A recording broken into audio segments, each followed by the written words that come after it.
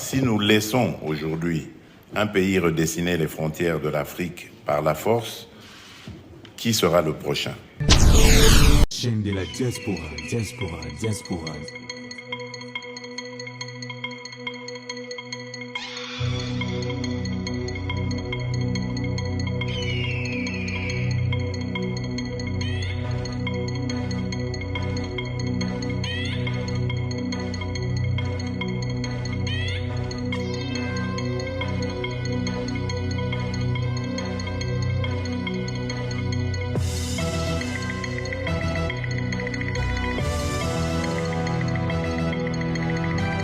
De partout bozali na kati Diba TV mwana mboka Congo lelo toyeli bino lisusu numéro mususu ya sika o tozali kolanda toujours na kati ya information na biso ya monde o tozali kolanda makambo ezali koleka na mboka na biso de près et puis de loin. Ezali ya bino munganga spirituel, munganga docteur spirituel oyo ayelaka bino masolo kitoko pe makambo nyonso ya mboka oyo tolobaka na bosembo pe na bokepi. Kombo ya émission ezali le marteau sur la table, awa tolobaka rien que la vérité sur la vérité pour na makambo etali mboka na biso.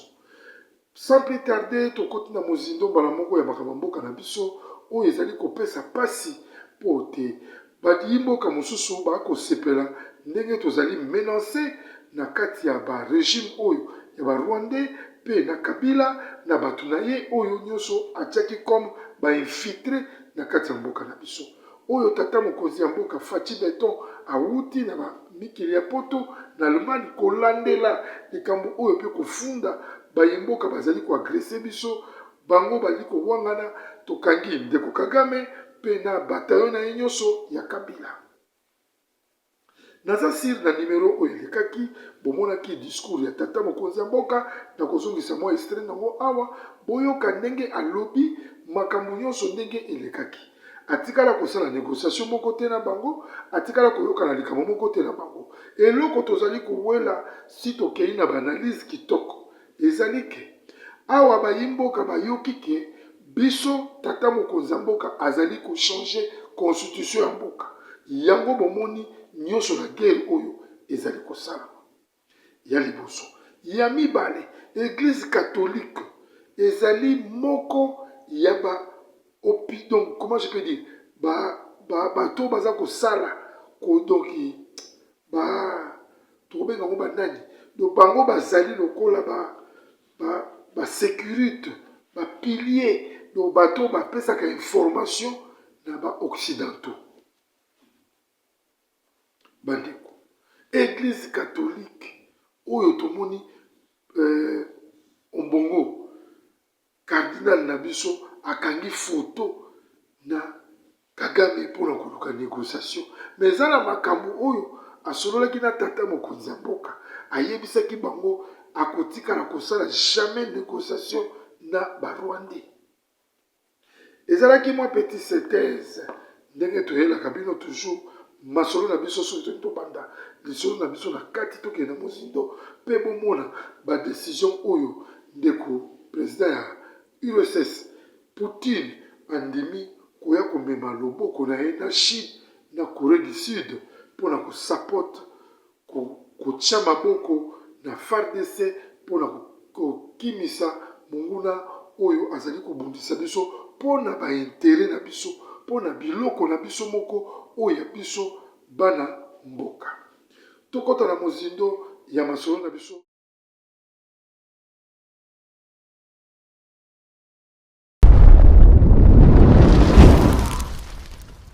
Zambe yako yemba na nzembo, zambe yako tutela tolo, moninga ya baye bazanga baninga.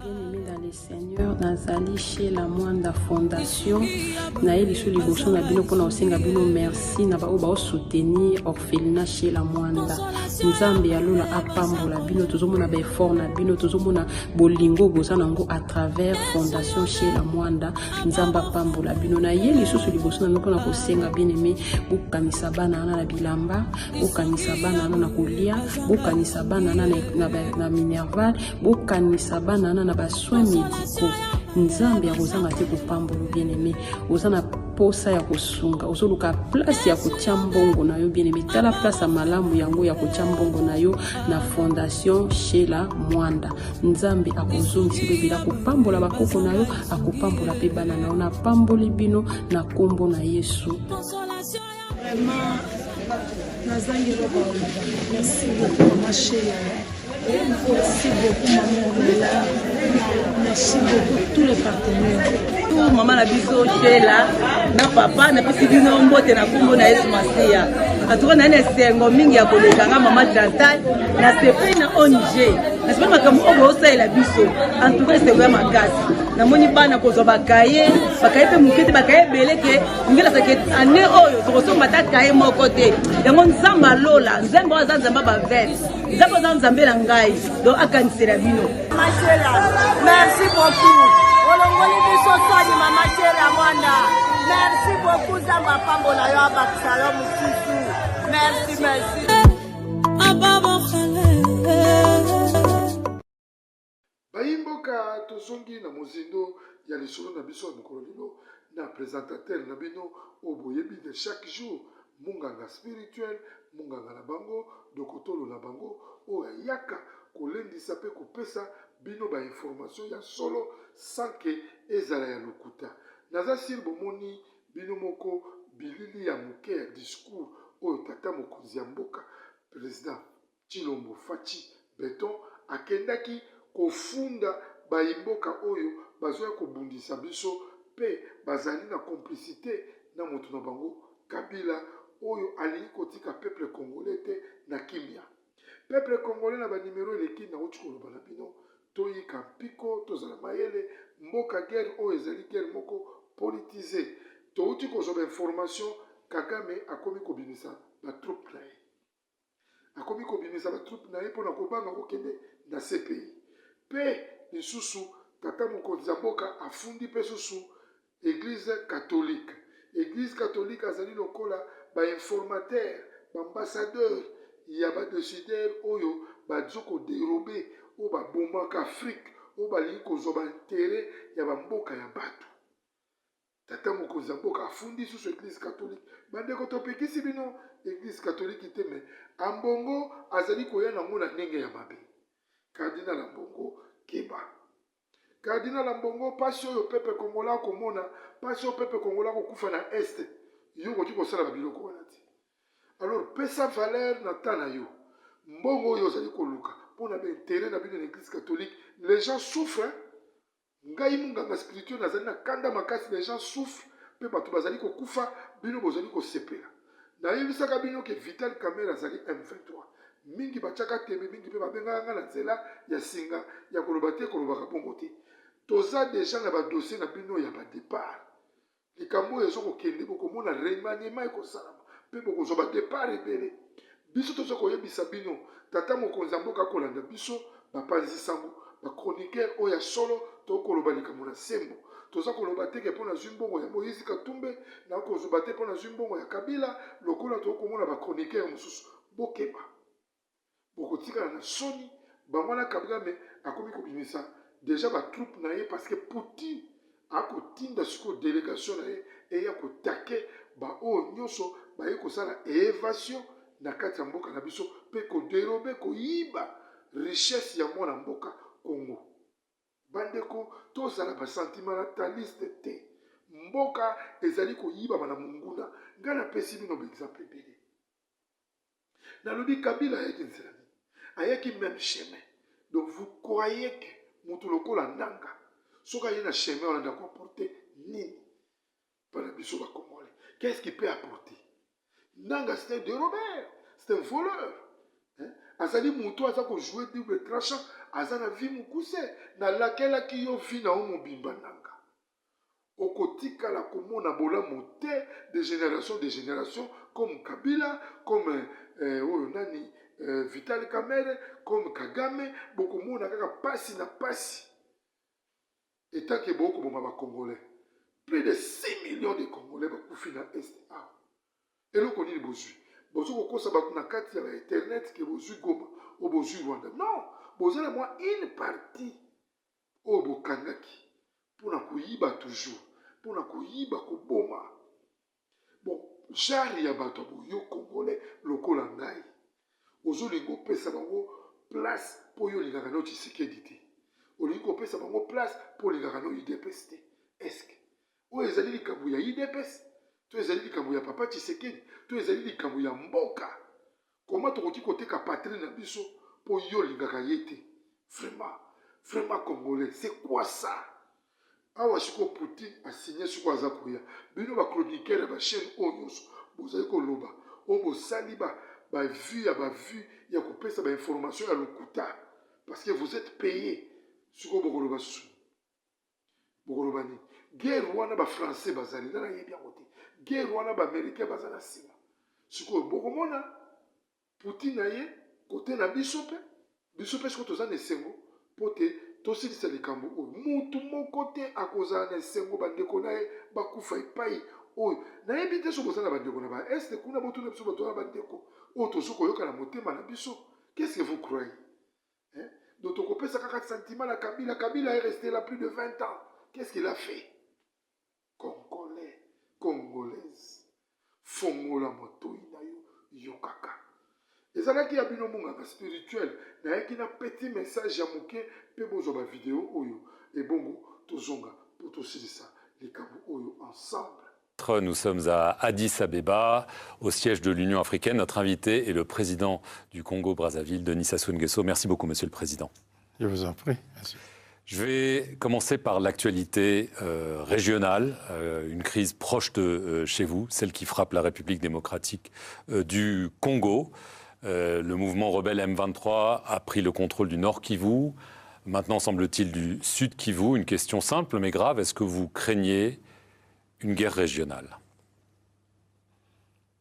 On peut craindre une guerre régionale, mais je crois que la sagesse africaine nous aidera à faire qu'il n'y ait pas cette crise régionale.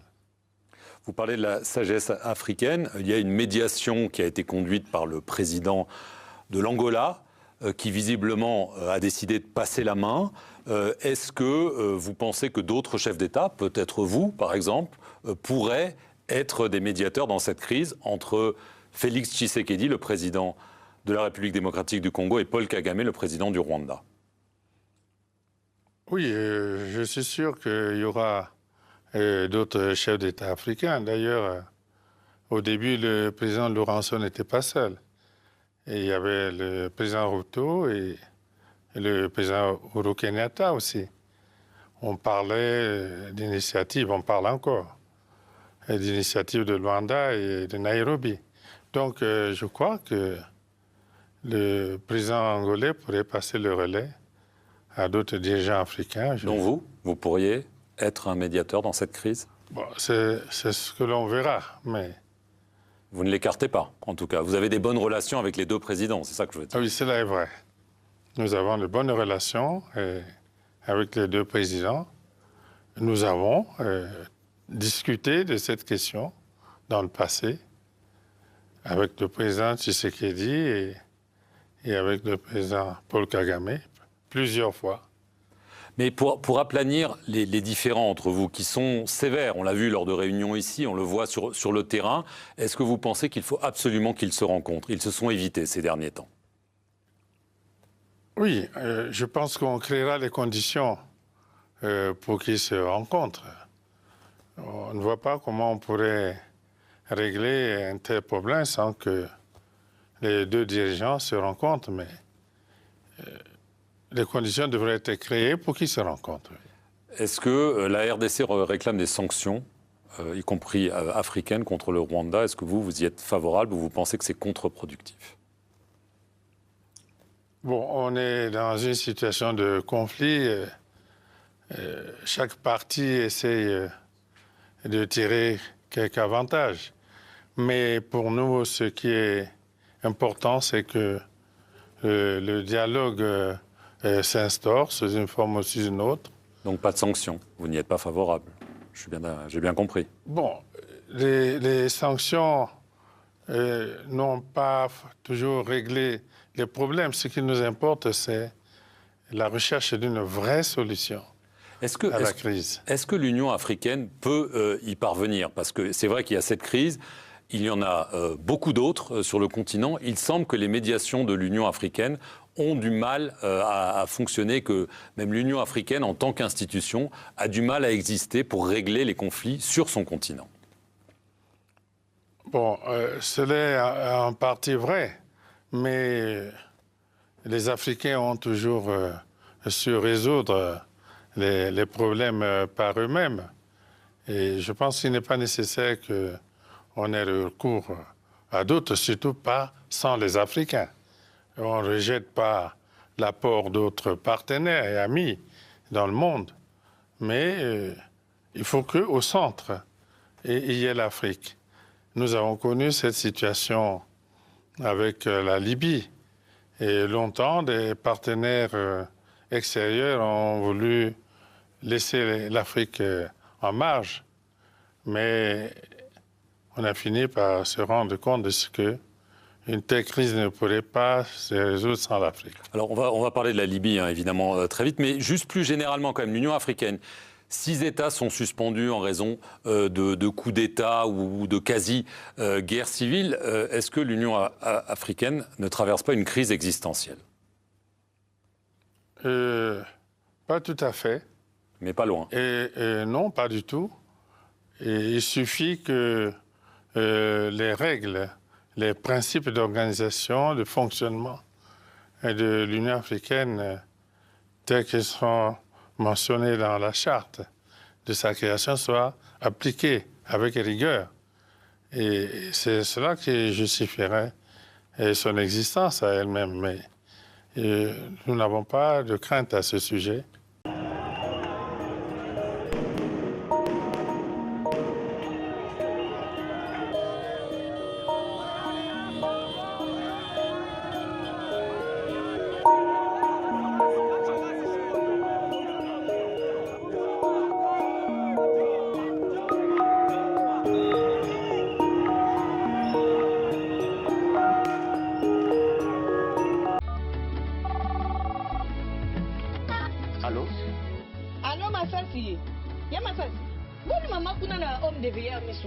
Naza déjà na misunga homme de veillard. Au moni tant maman avec église. Alors là qui vient te. Tant bazo sengo bongo, yo tindi bongo, bango balie ba songe ba kati ba songe ba memel ba dispensaire mike. Et là sunde wana te maman. Mena poto na kishasa la même chose. Et loko zo sepeli sanga. Banda maman comment na misunga homme de veillard. Kota ni maman. Oh maman zongo ko la bébé, bazo zo soya maman. Oh, mais là so moni maman, maman zongo chéni. Maman Zolia 3 fois Tongo Medi Popo Debo nanga Elo Monsieur Sepel Singaï Misunga homme de veillard Webi ba Webi ke Bana courant so kata Soka sarika manœuvre Pano ya dit Bana lumière 24 heures sur 24 heures Et puis connexion internet et vanda Et puis Soki maman ayoki mal à l'aise Ou bien mutu pasi Nzote déranger Kaka na mutu ne place à la liwana A fini bouton rouge Docteur Mbango Ataka tu sais pourquoi Homme de veillard Misunga Ezana kata clinique Misunga. Nous sommes foutus, on nous a regretté. Ah, vous juste bien à vous ali. Ba minganga bazo sala maman contrôle chaque semaine. Mais azala kuna. Abela te bazo sala examen. En tout cas, ya masati emona ni penanga na pemi. Bana maman comme na homme de veillard Misunga. Et comment ni na misute? Emona ni bamboko na kopinda ya pampa bana. C'est fini tout ça. Moroli yango lisusuté. Homme de veillard Misunga. Ngana bango rendez-vous quand la fin du mois. Na pemi. Non, si kaya fanda kuna lia tranquille. Apema, ba médecin 24 heures sur 24 heures. A continuer kuna ngana no pesa kama mbongo na fin du mois. Yebisa bango na changer comme na komili bati Misunga. Babe. Bandeko balandi bozuma quelques séquences ba vidéo bomoni bandeko na biso oyo bakufi na est. Likolo ya sentiment ya église catholique oyo bati ambongo azali traître oyo azali ko trahir congolais oyo batindi mission ya ko trahir congolais ake ko yebisa be tata mokonzi mboka démissionner. Vous vous rendez compte? Yende ako démissionner. Yende azali traître ayebi makambo elekelaka cardinal Malula. Yende ako démissionner.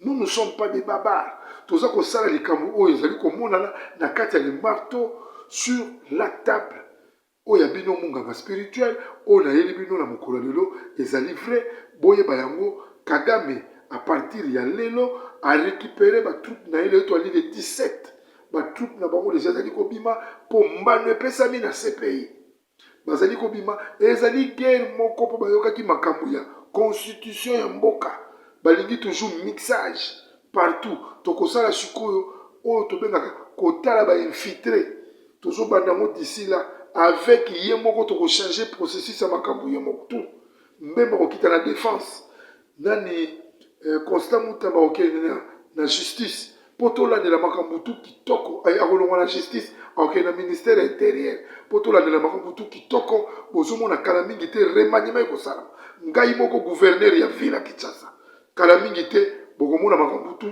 ekozala exact ezalaki ya bino monganga spirituel na kati ya information oyo sur botala bino moko kala mingi te Poutine akotindela biso bato. Alors na pesi bato nyonso mbote o balanaka Ediba TV mwana mboka Congo na kati ya émission otobengi le marteau sur la table. To simba na loboko congolais linga ndeko na congolais de vrai sang malgré tout kufi pour l'avantage ya église catholique to kufi pour la Kagame Kabila Kamere pe na ba dérober mususu. Na mokolo loto suki awa to mokolo lobi soki Yesu azongiti. Au nom de Jésus, matoye funga mamunokolo ba matoye funga mamunokolo ba na kombo na Yesu. Matoyi na ye na malobe ngai mama Lutumba nakendaki na prière ya convention oyo esalamaki ya papa Moïse ayaki awa nakendaki kuna na mwana na ngai azalaki banda inane azalaki koloba te ti ndenge akokisi 23 ans ere tokendaki kuna papa abondelaki mpo na ye namoni akomi koyoka mpe koloba yango wana napesi nzambe oza na merci mpo na bolamu nyonso azosalela ngai. Shalom bana nzambe kana ngai ezalaki ka ya depression makasi na banda kolala te na banda koganga na banda kolota bandoto mabe na kondaki na silaki nzoto bamemaki nga na hôpital psychiatrique na dépensaki mbongo ebele esimbaki te or fallait nasala mémoire na ngai ya fin de cycle badépensaki koleka même na classe prophète moko ayebisi biso eza likambo ya kokende hôpital te eza likambo ya koluka nzambe epa na ye moko esimbaki te tokende na baministère ebele baprophète ebele esimba ete me nakumisi nzambe ya papa Moïse mpo mokolo bamemaki ngai dès le premier jour epa na ye asimbaki ngai mutu na ngai ekomaki stable ezochauffe lisusu te nakomi kolala pongi nakomi kolia nazoganga lisusu te naomona su bandoto mabe te or ce n'était pas le cas pendant 4 ans nde napamboli nzambe ya Osana nayokumisa nzambe ya pasteur Moïse na oyo tosala na kati na faye na biso tomitungisani mingi na problème ya divorce otambolaki par-ci par-là tokutana baprofete ebele misusu bawasinga biso bambongo alors lelo tokutana na pasteur Moïse asi kosala biso délivrance la délivrance wana akangoli biso amoni ezongi na kati na ndako esengo ekoti na kati na ndako mwasi tanga tokomi kosola malamu tozali mpe mpe kotalana lelo esengo ekoti yango tokokumisa nzambe na Osana aza malamu naye kokumisa nzambe ya Osana po ça fait 2 ans passé nazali na problème sérieux ya misu surtout somo eza makasi flou na komona distance te mais ndenge naye koleka délivrance na remarqué ma changement mo makasi sans lunettes nazomona clair donc nakumisi vraiment nzambe ya Osana nazosala donc namoni ke na olata lisu lunettes te yango naye kokumisa nzambe ya Osana nalobaki deja bamaladi oyo ewumelaka ntango molai oyo esilaka te ezali nde démoniaque badivorce ebele tozokomona ntango nyonso awa ezali mpe kidoki boya nango epai na nzambe nde bokobika nazozela bino na moto